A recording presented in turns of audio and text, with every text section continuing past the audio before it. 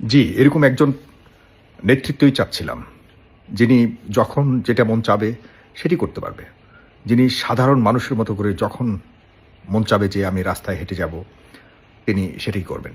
যখন মন চাবে মধ্যরাতে আমি সাধারণ মানুষের কাছে যাব, দেখতে মানুষ কিভাবে বসবাস করছে, তেমনটিভাবেই করতে পারবেন তিনি। এমন আ নেতৃত্বের খোঁজে আমরা বহু বছর, বহু যুগ ধরে আমরা চেয়েছিলাম। জনাব তারেক রহমানের ব্যাপারে আলোচনা, সমালোচনা সব ধরনের বিষয় আছে। আমরা আসলে দৃষ্টিভঙ্গি আমাদের আ যেমনটি আমরা চাই, তেমনভাবে তাকে আমরা বা যেকোনো মানুষকে আমরা বিচার করতে পারি, বিশ্লেষণ করতে পারি। কিন্তু জনাব তারেক রহমান বিএনপির চেয়ারপারসন এই মুহূর্তে তিনি কয়েকটি বিষয় আমাদের সামনে দেখিয়েছেন। দেখিয়েছেন বলতে কি তিনি হয়তো আপন মনে করেছেন, কিন্তু আমাদের চোখে এটি চোখে লাগার মতো হয়েছে। চোখে লাগার মতো কারণ হলো আ এই পর্যায়ের কোনো নেতা, এই পর্যায়ের কোনো একজন আ এ মর্যাদার কোনো একজন মানুষ বাংলাদেশের আ পথে ঘাটে এমন আচরণ করবেন এটি আমরা কখনোই আ প্রত্যাশা করি না। কারণ আমাদের কাছে দীর্ঘদিনের জনবান্ধব রাজনৈতিক নেতাদের আচরণ একটু ভিন্ন রকমভাবে আমরা দেখে এসেছি এবং আমাদের কাছে মনে হয়েছে যে যারা এই ধরনের নেতারা হবে তারা তো সবসময় ঘরের ভিতরেই থাকবে। আমরা সবসময় বিদেশের নেতাদেরকে দেখে, দেখে অভ্যস্ত হয়ে আমরা সবসময় নিজেদের নেতাদের বিষয়ে আফসোস করতাম যে আমাদের নেতারা যদি এমন হতো। তো যাই হোক, আমি নারী নেতৃত্ব আর পুরুষ নেতৃত্বর এই তুলনা করতে চাচ্ছি না। কারণ বিদেশে অনেক নারী নেতৃত্ব আছে যারা দেখা যাচ্ছে সমানভাবে পুরুষের সাথে পাশাপাশি কিন্তু সমান তালে বরং কিছু, কিছু ক্ষেত্রে অনেক অ্যাডভান্স, অনেক এগিয়ে আছে। নারী নেতৃত্বে যারা রয়েছে রাজনীতিতে বিভিন্ন স্তরে সমাজের বিভিন্ন আ দায়িত্বে যারা রয়েছে নারী নেতৃত্বে, আমি বিদেশের কথা বলছি, তারা খুবই সফলতার সাথে তাদের আ অবদান রেখে যাচ্ছে। আমাদের দেশে দীর্ঘদিন আমরা দেশের সরকার প্রধান হিসেবে নারী নেতৃত্বকে দেখছি। কিন্তু আমাদের দেশের প্রেক্ষিতে নারী নেতৃত্বের অনেক লিমিটেশনস আছে। যে লিমিটেশনসের বাহিরে ইচ্ছে করলেও কোনো নারী নেতৃত্ব আসলে অনেক দূর এগুতে পারে না। বিভিন্ন কারণে। সেসব বিষয়ে আজকে নাই বা গেলাম আমি। আমার মূল আজকের ভিডিওটি করবার উদ্দেশ্য হলো যে অনেকদিন পর আমরা পুরুষ নেতৃত্বের হয়তো কাছাকাছি আছি। কারণ হলো জামায়াত ইসলামের প্রধান তিনিও একজন পুরুষ। আর বিএনপির শীর্ষ যিনি তিনিও একজন পুরুষ। সামনে সরকার গঠনের জন্য হয়তো এদের মধ্য থেকে আমরা পুরুষ একজন নেতৃত্বকেই পাবো সরকার প্রধান হিসেবে। জনাব তারেক রহমানের ব্যাপারে সমালোচনা ছিল তিনি বেশি আত্মকেন্দ্রিক। তিনি হয়তো যেহেতু তার বাবা-মা দুজনেই সরকার প্রধান ছিলেন, একটা অন্যরকম ভাব নিয়ে তিনি চলবেন। তিনি সাধারণের সাথে হয়তো মিশবেন না।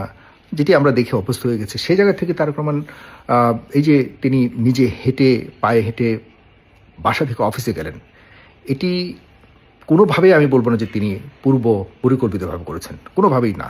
কারণ হলো আপনারা লক্ষ্য করবেন তিনি যখন হেঁটে যাচ্ছেন, তিনি সবার আগে হেঁটে যাচ্ছেন এবং তিনি চাচ্ছেন না যে কোনো মানুষ তার পাশে তাকে ঘিরে থাকুক। তিনি চাচ্ছেন যে না, আমি ঠিক এভাবেই অফিসে চলে যাই। মাত্র ৩ জন মানুষ তার সাথে ছিল। স্বাভাবিক, তার গাড়িতেও ৩ জন মানুষ থাকবেই, তার পিএস থেকে শুরু করে সবাই তো থাকবেই তার পাশে। কিন্তু তিনি যদি পরিকল্পনা করতেন, তিনি যদি ভয় পেতেন, প্রথমত এটি করতেন না। আর পরিকল্পনা করলে তাহলে ডেফিনিটলি তার আশপাশে অনেক লোকজন থাকতেন। কারণ তার পরিকল্পনা কখনোই কিন্তু আর পরিকল্পনা শুধুমাত্র প্রাইভেসির মধ্যে থাকে না।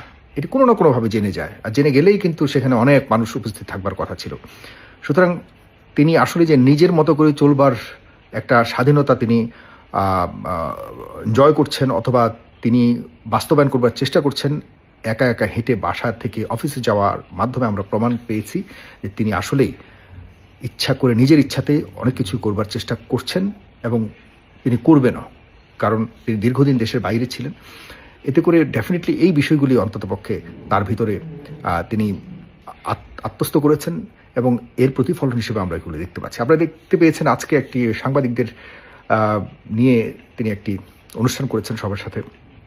সেই অনুষ্ঠানে তিনি একটা বক্তব্য দিয়েছেন। অনেকেই বক্তব্য দিয়েছে। সেখানে একজন সাংবাদিক তাকে মাননীয় বলে তাকে সম্বোধন করার চেষ্টা করেছেন। সেখানে তিনি থামিয়ে কিন্তু বলেছেন যে আমাকে মাননীয় বলবেন না।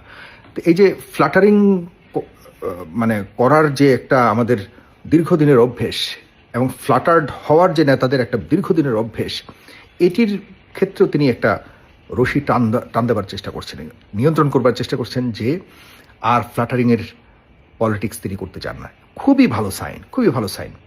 আমরা প্রচুর সমালোচনা, বিএনপির সমালোচনা তো এখন তো বিএনপি ক্ষমতার আশপাশে আছে, তাই না? জামাত ইসলাম ক্ষমতার আশপাশে আছে, তো সমালোচনা আমরা যারা মানে সমালোচক হিসেবে নিজেদেরকে মনে করি, আমরা তো তাদেরই সমালোচনা করবো, যারা ক্ষমতায় যেতে চায়, যারা ক্ষমতার আশপাশে থাকবে, যারা ক্ষমতায় আছে, এদের তো সমালোচনা করবো। বিএনপির অনেকেই, যখনই আমি বিএনপি সমালোচনা করি আমাকে জামাতি বানিয়ে ফেলে, আবার জামাতের সমালোচনাগুলো বিএনপির বানিয়ে ফেলে।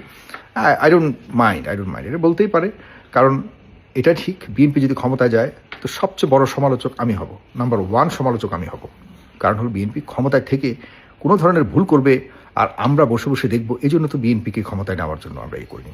শেখ হাসিনার ভুলের কারণে বিএনপি ক্ষমতায় যাওয়ার সুযোগ পেয়েছে, 1,500 মানুষের প্রাণের বিনিময়ে, মাথায় রাখতে হবে বিএনপিকে। সুতরাং বিএনপি যা শেখ হাসিনার সময়ে আমরা করতে পারিনি, সেগুলি বিএনপির সময় করব বলেই কিন্তু এই 24-এর যুদ্ধ হয়েছে। 24-এর যুদ্ধের মাধ্যমে একটা নতুন সম্ভাবনার দ্বার উন্মোচিত হয়েছে, যে দ্বার ব্যবহার করে নিজেদেরকে ক্ষমতায় আহরণের জন্য চেষ্টা করে যাচ্ছেন বিএনপি, এবং সেখানে পৌঁছব বলে আমাদের অনেকেই মনে করি আমরা।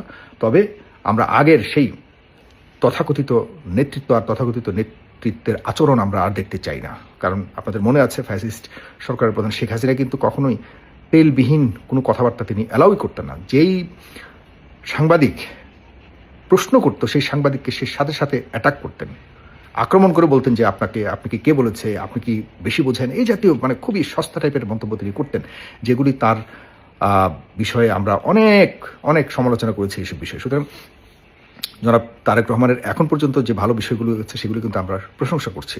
তার সেই তিনি যেমন জামাত ইসলামের আমির ডাক্তার শফিকুর রহমান, তিনি কিন্তু অনেক কিছুই করছেন, মানে এরকমভাবেই তিনি একা একা অনেক জায়গায় হেঁটে হেঁটে চলে যাচ্ছেন। তিনি যেখানে মানে তার মতো মানুষের যেখানে যাবার আমরা মনে করি না তিনি যেতে পারবেন, সেখানেও তিনি চলে যাচ্ছেন। এই যে নেতৃত্বের মধ্যে গুণাবলীর যে একটা তুলনামূলক বিচার বিশ্লেষণ করবার একটা জায়গা তৈরি হয়েছে, এবং যারা নেতৃত্বে রয়েছে তাদের মধ্যে যে ভালো গুণের একটা প্রতিযোগিতা চলছে, এটাই আমরা চাচ্ছি আমাদের রাজনীতিবিদদের কাছে। এটাই হোক তাদেরকে এবং তাদের দলকে বিচার করবার একমাত্র মাপকাঠি। তবেই আমরা হয়তো ভালো একটা রাজনৈতিক ভবিষ্যৎ পাবো, একটা ভালো দেশ পাবো।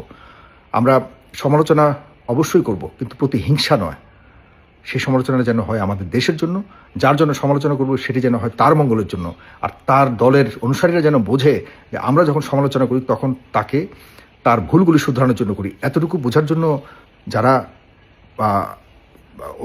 অনুগামী রয়েছেন, অনুসারী রয়েছেন, তাদেরকে বুঝতে হবে সমালোচনা মানেই কিন্তু শত্রুতা নয়, প্রতিহিংসা নয়। সমালোচনা মানে হলো তাকে আলোচনায় আনবার জন্যই চেষ্টার একটা অংশ। সুতরাং এখানে আমাদেরকে অবশ্যই দায়িত্বশীল হতে হবে। আর তারেক রহমানের প্রতি অনেক অনেক অভিনন্দন রইল, যে তিনি তার এই পর্যন্ত বাংলাদেশে এসে যত কিছু করেছেন তার মধ্যে সবচেয়ে বেশি তিনি ভালো কিছুই দিতে পারছেন আপাতত, যতটুকু আমার কাছে মনে হয়েছে। আর সামনে বিশাল পথ রয়েছে, আমরা আরও অনেক বিশ্লেষণ করব, বিচার করব, তবে করব। আপনারা যারা রয়েছেন তার অনুসারীরা, আপনাদেরকেও ভাবতে হবে, আপনাদেরও ধৈর্য ধরবার অভ্যেস গড়ে তুলতে হবে, কারণ আপনারা এখন ক্ষমতার পাশাপাশি আছেন। ধন্যবাদ। আর শেষের এক লাইনে একটা কথা বলবো, জনাব তারেক রহমান আজকে সম্পাদকদের সাথে বসছেন। মনে রাখতে হবে, এই সম্পাদকরা 24-এ কিন্তু দেখা যায়নি তাদের, যাদের সাথে বসেছেন তিনি, তাদের লেখনির কারণে তার মায়ের যেমন পতন হয়েছিল এবং তার দলেরও পতন হয়েছিল। আর এই সাংবাদিকরাই অনেকেই, ম্যাক্সিমাম যারা ছিলেন আর কি, ম্যাক্সিমাম দেখেছি যতজনকে, এরাই কিন্তু স্বাধীনতার নামে তার শাসনামলের, বিএনপির শাসনামলে বিএনপিকে যেভাবে ধুয়ে ফেলতো, তার সিকি ভাগও আওয়ামী লীগের আমলে তারা করেনি। তারা সম্পূর্ণ চুপচাপ থেকে শেখ হাসিনাকে সমর্থন দিয়ে গেছে। আর আবারও এদেরকেই জনাব তারেক রহমান প্রশ্রয় দিচ্ছে কিনা একটি প্রশ্ন রেখে শেষ করছি।